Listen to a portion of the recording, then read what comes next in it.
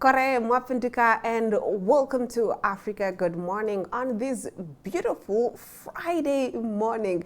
I'm your host Glenora Shipura and I will be keeping you company for this half hour. Let's take a look at what we can expect in today's broadcast. Nearly 300 Ghanaians evacuated from South Africa amid rising fears of xenophobic violence arrive in Accra as authorities prepare more repatriation flights. In Libya, Belgacem Haftar leads a major reconstruction drive in the east, promising to restore infrastructure and economic stability after decades of conflict. In the Democratic Republic of Congo, officials calls for urgent humanitarian corridors as Ebola spreads in conflict-hit eastern provinces. Meanwhile, African leaders and youth gather in Addis Ababa for Africa Day, celebrating unity and calling for stronger youth leadership and innovation in shaping the continent's future. In Namibia, Genocide Remembrance Day is marked with reflection on atrocities committed during German colonial rule. We will be right back on the other side of this with the stories and more. Stick with Africa Good Morning. Namibia is a land of movement, with waves that never stop reaching forward. Here, adventure is not something we search for. It is something we are born into. In every corner of this country, creativity rises, from artists, from athletes, from dreamers. And when the world comes to explore Namibia, they discover something extraordinary. Because when sport moves people, creativity moves ideas, and tourism moves the world toward us. Something powerful happens.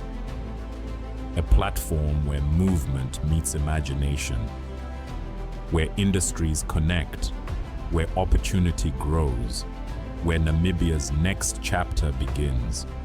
Welcome to the Creative Sport Tourism Expo. Exhibit, partner, experience. Creative sport tourism.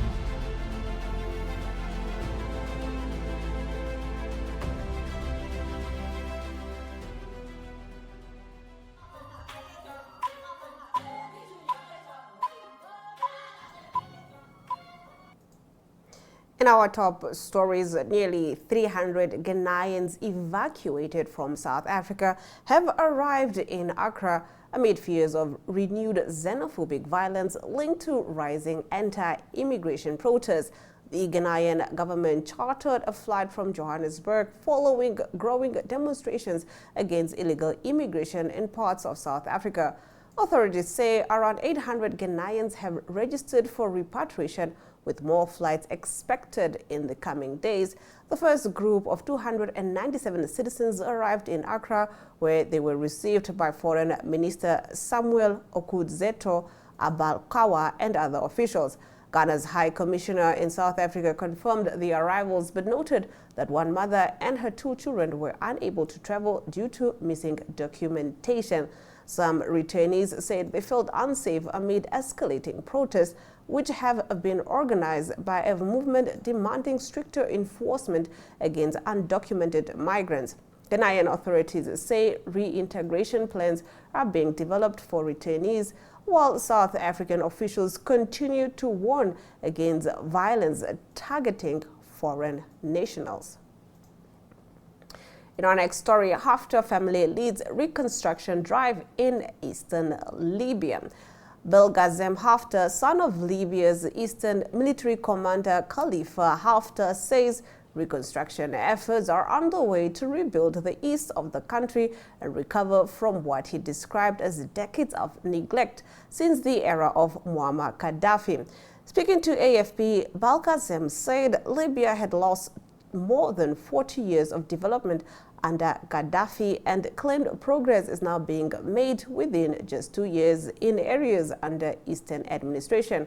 Following the devastating floods in Derna in 2023 that killed nearly 4,000 people, Belgacem became a central figure in reconstruction efforts. New infrastructure projects, including roads, schools, hospitals, and housing developments, are underway in cities such as Benghazi, Derna, and Beida under the Libya Development and Reconstruction Fund. The eastern region remains under the control of the Haftar family, which also oversees key oil-producing areas. Belgacem denied allegations of financial misconduct, saying all projects are audited and funds are processed through Libya's central bank. The construction push comes as Libya's rival Eastern and Western administration continued discussions on unifying public spending and governance. The DR Congo calls for humanitarian corridors amid Ebola spread. Officials in the Democratic Republic of Congo are calling for urgent humanitarian corridors as Ebola spreads in the country's conflict-hit eastern provinces. The outbreak of the rare Bundibugyo strain has affected North Kivu and South Kivu, where fighting between government forces and the AFC/M23 rebel coalition continues. Health authorities say the crisis is unfolding in areas already suffering from weak healthcare systems, food insecurity, and mass displacement. Health Minister Samuel Roger Kamba Mulamba said humanitarian access is essential and warned that Ebola spreads through direct contact, making infected patients and bodies extremely dangerous. The World Health Organization estimates that at least 220 people have died, with more than 900 suspected cases recorded. Uganda has also reported additional infections linked to the outbreak, bringing regional concern over further cross-border transmission. African leaders, diplomats, and youth representatives have gathered in Addis Ababa to mark Africa Day, focusing on unity, innovation, and Africa's global role. The 63rd Africa Day celebrations at the African Union headquarters brought together policymakers and international partners under the theme of continental integration. African Union Commission Chairperson Mahmoud Ali Yusuf said Africa is strengthening its global influence, pointing to its G20 membership and calls for reform of the United Nations Security Council. He also said Africa's combined GDP could reach $10 trillion in the coming years. Young participants called for greater youth inclusion in leadership and global institutions, saying Africa's young population should play a stronger role in shaping the future. China also reaffirmed its support for Africa's digital development, pledging continued cooperation in infrastructure and technology. Now that concludes our top stories. Up next is the weather report.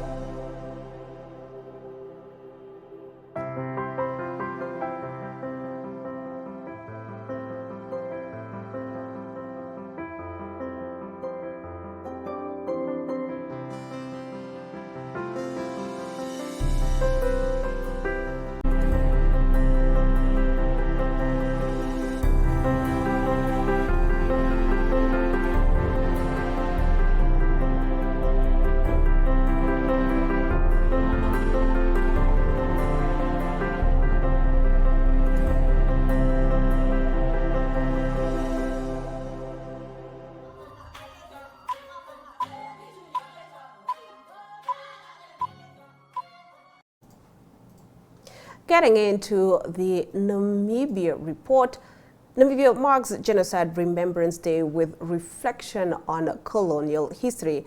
Namibia observed Genocide Remembrance Day on the 28th of May 2026, with ceremonies highlighting the country's colonial past and the atrocities committed to the Ovaherero and Nama communities under German rule between 1904 and 1908.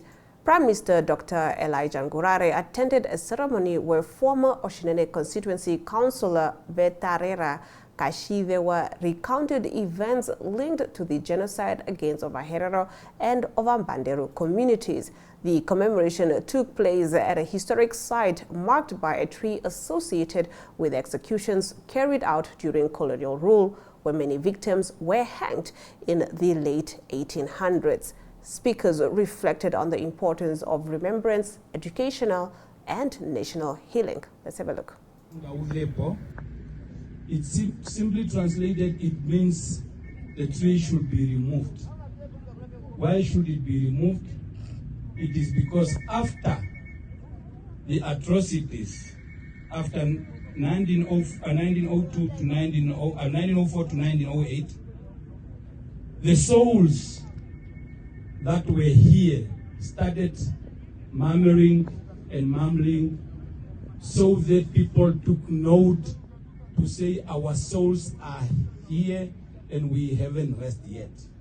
That is why back in the days, oral history has it that people started noticing unusual events at this very same place here.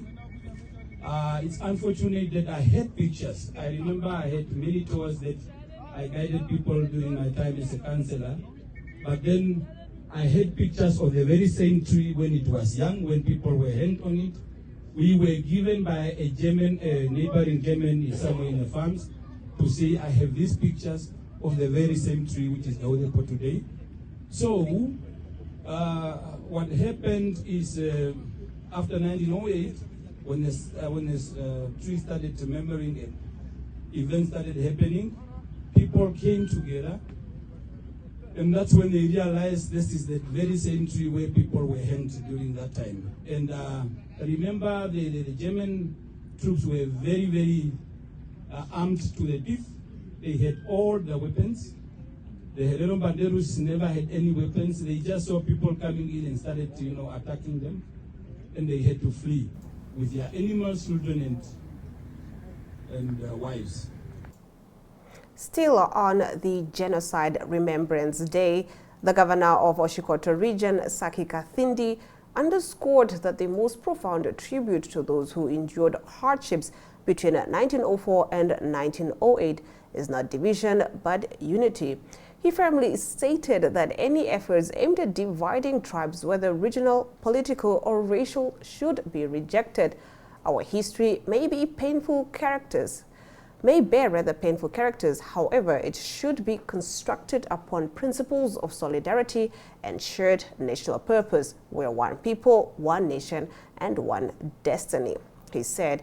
He said this during his remarks at the commemoration of the genocide ongoing at the Omapapa ya Nangolo Damutenia Ondonga village in the Oshikoto region yesterday. Let's have a look. As we gather here in remembrance, we must also speak clearly to the future. The greatest tribute we can pay to those who suffered is not division, it is unity. We must reject every attempt to divide us along tribal, regional, racial, or political lines. Namibia belongs to all of us. Our history might carry painful chapters, but our future must be built on solidarity and a shared national purpose. We are one people, one nation, with one destiny.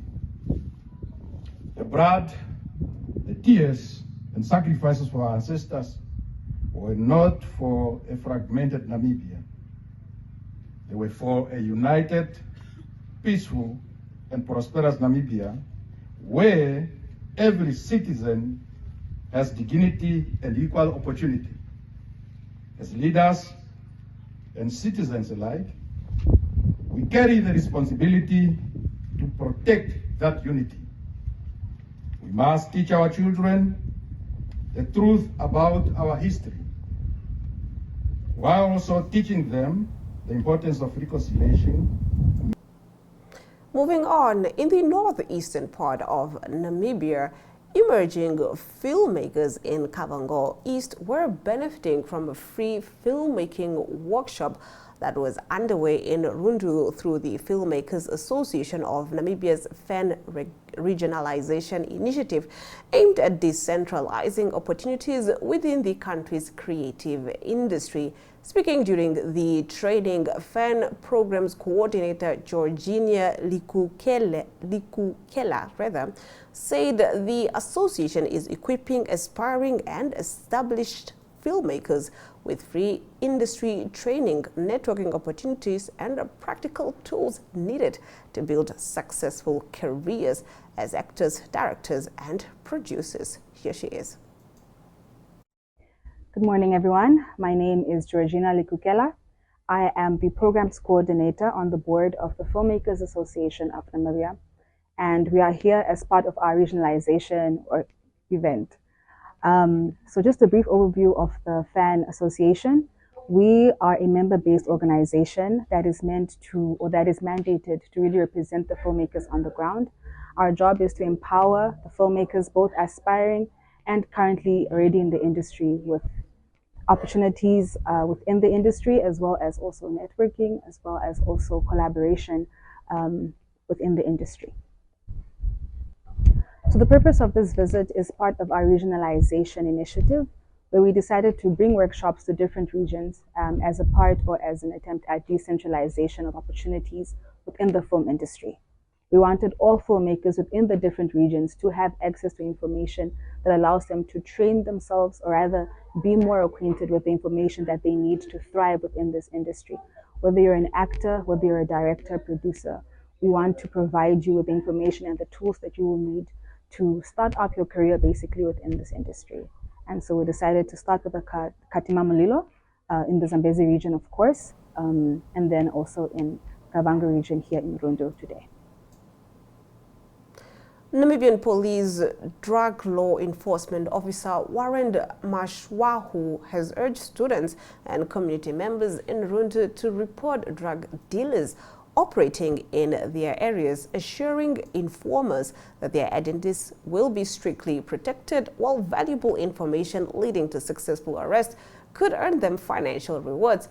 Maswahu made the remarks during an awareness day organized by the Kavango East Regional Council in collaboration with Zelius Tutorial Center.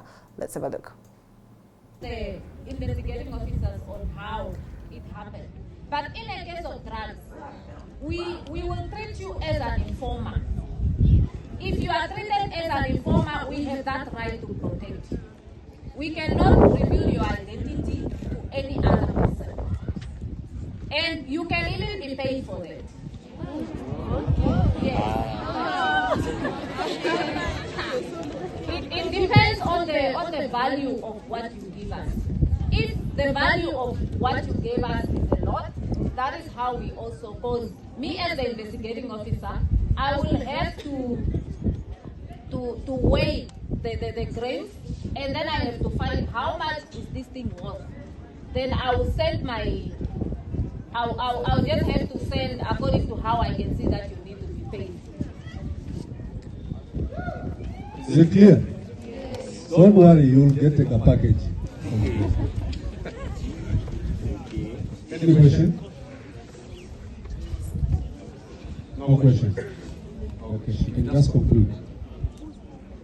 Okay, if there are no questions now, I just want to tell you that drugs is really bad, including the use of alcohol. When you use alcohol and drugs, when you abuse it, actually, let me use the term abuse. Still with the Namibia report, Urban and Rural Development Minister James Sankwasa says poor rural road infrastructure continues to hamper the transportation of goods to urban areas. urging leaders to prioritize the upgrading of rural communities to support economic growth and development. Sangwasa made the remarks at the Omaludi Agricultural Festival in Okongo on Wednesday. President Netumbo Nandi Ndaitwah, who is the patron of the festival, also attended the event alongside traditional leaders, local authority councillors and mayors from various towns.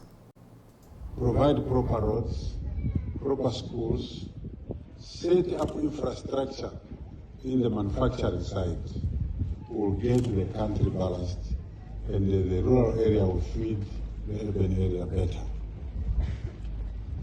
I'm not making a speech, I'm just concentrating on my sector that I believe is more important in the rural area than in the urban area. So our concentration should be in the rural area, where we need to provide water, we need to provide other infrastructure like communication. The Minister of Works and Transport is here.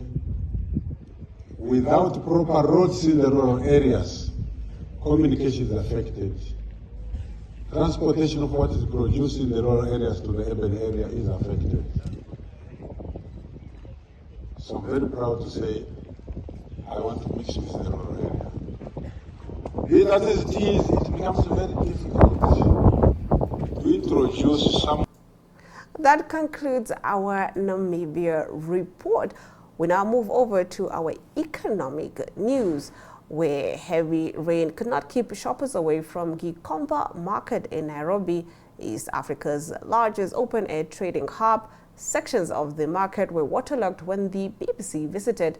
Yet traders and customers continued moving through the congested pathways in rubber boots, searching for second-hand clothing. The mitumba trade remains central to East Africa's fashion economy, but continues to raise debate across the region. Designers say they cannot compete with the low prices of imported used clothing from the US, Europe, and China.